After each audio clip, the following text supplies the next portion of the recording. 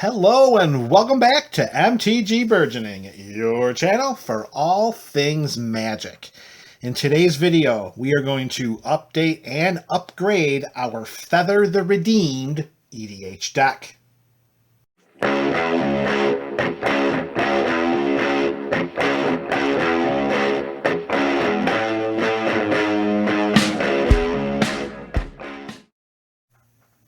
Greetings and salutations to the MTGBC. You are the MTG Burgeoning community. Welcome back to another installment of our Up and Up series. And today we are going to update and upgrade our Feather the Redeemed EDH deck. We are going to swap in a couple of lands and we're going to swap in 5 different non-land spells, all of which are going to help to optimize what we want to do in our Feather the Redeemed deck. We're going to start with a pair of lands that were included as placeholders until 2 lands came along that were clearly better. Those 2 are Wind-Scarred Crag and Boros Guildgate. Both enter the battlefield tapped, which I don't like, and one lets us gain a life. Each land does let us tap for a red or a white mana, which is nice because we are playing just 2 colors. However, from a tempo standpoint, Boros Guildgate and Wind-Scarred Crag, you are enemies 1A and 1B, replacing these 2 lands, one of which is going to be Spectator Seeding. This is our Boros fan land that will enter the battlefield untapped as long as we control 2 or more opponents. Sitting down at the EDH table and having this in our opening hand, well, that's just aces every day and twice on Friday Night Magic. And the other land to replace one of these 2 tap lands, it is Needle Verge Pathway. Now, this land will not give us the option of tapping for red or white. We must make that determination before playing the land. If we play it for the Needle Verge Pathway side, we will tap it for a red mana. However, if we choose to play it for Pillar Verge Pathway, it will give us a white mana instead. Still a better option than playing a tapped land. All right, those are the lands that are going in and the lands that are coming out. Now, let's take out one of the spells that were included to help make Feather who she is. That is an instant named Ajani's Presence. For 1 white mana, again at instant speed, any number of target creatures each get +1/+1 and gain indestructible until end of turn. But we neglected to say that this has the Strive mechanic. So Ajani's Presence will cost 2 and 1 white more to cast for each target beyond the first. So for the purposes of preservation for the creatures in this deck, even though they are few, Ajani's Presence really is just going to protect one of our creatures, and that creature most likely is going to be Feather. So we're going to pay 1 white mana, and Feather will get indestructible and +1/+1 until end of turn. Not too shabby, but the card replacing Ajani's Presence is going to be much better, and that is going to be 1 copy of Blacksmith's Skill. Instant speed for 1 white mana. Target permanent gains hexproof and indestructible until end of turn. If it's an artifact creature, which it most certainly probably will not be, but it's possible in this deck, it also gets +2/+2. We're replacing the +1/+1 with hexproof, and that seems to be a much stronger spell than Ajani's Presence could ever be.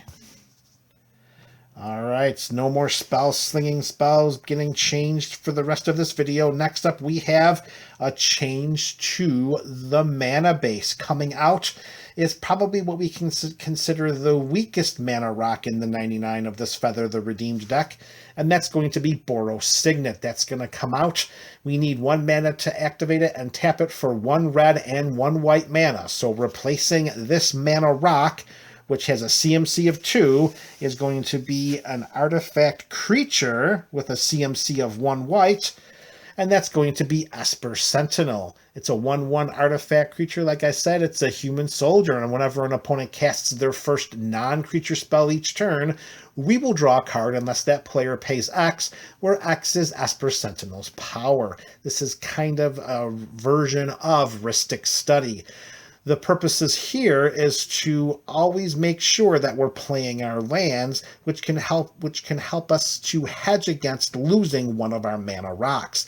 If our opponents are not paying the tax of what at this time is just one, and we draw more cards from the top of our library, chances are we're hitting each and every one of our land drops. It's only going to be a matter of time until playing land after land after land after each one of our turns helps to make up for the loss of having Boros Signet, which, by the way, we do need to activate by channeling one generic mana into it to get a red and a white mana. So Asper Sentinel is going to help to put cards in our hand, which will help us to make more of our land drops, which will help to ease the loss of Boros Signet.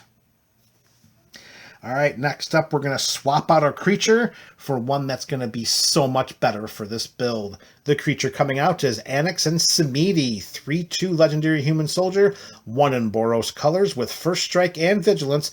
They also have the heroic mechanic, and whenever we cast a spell that targets Anaxen Samedi, creatures we control get +1/+1 and gain trample until end of turn. This actually is not a bad mechanic to have for the purposes of the spell-slinging feather deck. But replacing Anaxen Samedi with a creature that does even more than this is something that we have to do if we're trying to update and upgrade this Boros build. So with Anaxen Samedi coming out, the creature taking its place is Goldspan Dragon, 4/4 for 3 and 2 red, so we're upping the mana value of this card by 40%. However, the return on our investment will more than justify the means for its inclusion. This 4/4 flying hasty dragon, whenever it attacks or becomes the target of a spell, we create a treasure token. And notice the text on that middle line. We do not have to be the ones to target this creature. It can be from our opponents. It can be from one of our feather casted spells. As long as Goldspan Dragon is being targeted, which most likely in this build is going to be by us more than our opponents, we are going to create those treasure tokens. And Goldspan Dragon reads treasures we control have tap, sacrifice this artifact, and add 2 mana of any one color. So this is going to help us to ramp out ahead of our opponents, because every treasure that we tap and sacrifice when Goldspan Dragon is on our side of the battlefield is going to result in double that mana. For all of the spells that are being slung around in this build, and so many of them that target our own creatures for the purposes of utilizing Feather's ability, including Goldspan Dragon, is an afterthought, and replacing Anaxen Samedi with it, well, that did not take a lot of consideration at all, MTG Nor did the next swap. A Crowan Crusader is coming out. This is another creature that has the heroic mechanic, and whenever we cast a spell that targets a Crowan Crusader, we create a 1/1 red soldier creature token with haste.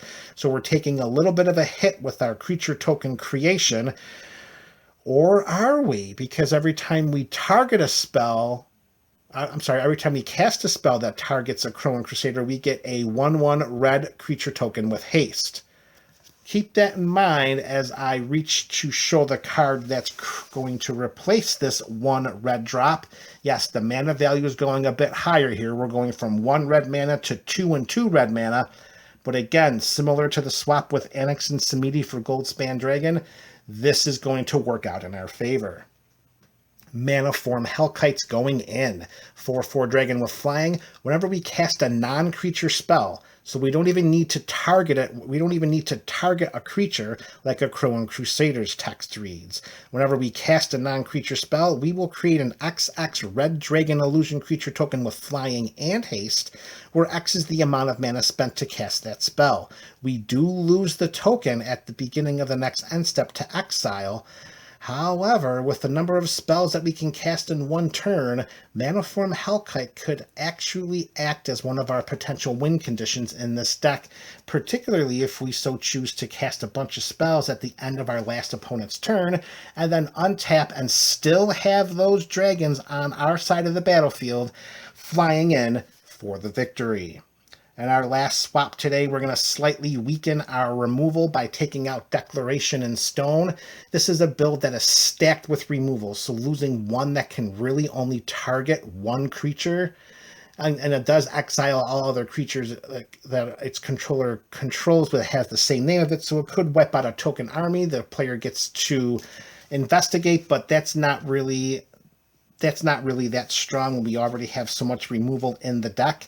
To replace this removal spell by slightly weakening our removal suite, we have Stormkiln Artist. Basically, we got a 2/2 for 3 in a red that whenever we cast or copy an instant or sorcery spell, we're going to create a treasure token. And if we have Goldspan Dragon on the battlefield with those treasure tokens, we are going to just have so much fun casting spells for days. All right, MTGBC, let me know your thoughts in the comment section below. This is MTG Burgeoning, your channel for all things Magic.